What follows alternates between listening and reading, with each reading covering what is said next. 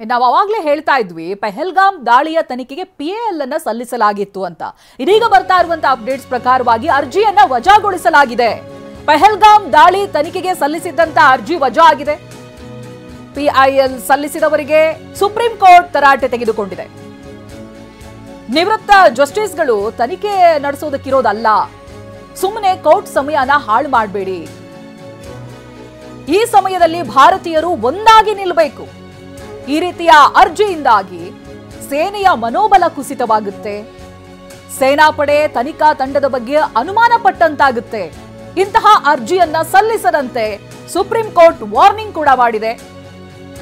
ದಾಳಿ ಪ್ರಕರಣದ ನ್ಯಾಯಾಂಗ ತನಿಖೆಗೆ PAL ಅರ್ಜಿ ಸಲ್ಲಿಕೆ ಮಾಡಲಾಗಿತ್ತು. ಅಲ್ಲಿಯ ಸ್ಥಳೀಯರೇ ಸಲ್ಲಿಸಿದ್ರು. PAL ವಿಚಾರಣೆಯನ್ನ ನಡೆಸಿ ಸುಪ್ರೀಂ ಕೋರ್ಟ್ ಛೀಮಾರಿ ಹಾಕಿದೆ. ಅರ್ಜಿದಾರರಿಗೆ ಛೀಮಾರಿ ಹಾಕಿದೆ ಸುಪ್ರೀಂ ಕೋರ್ಟ್.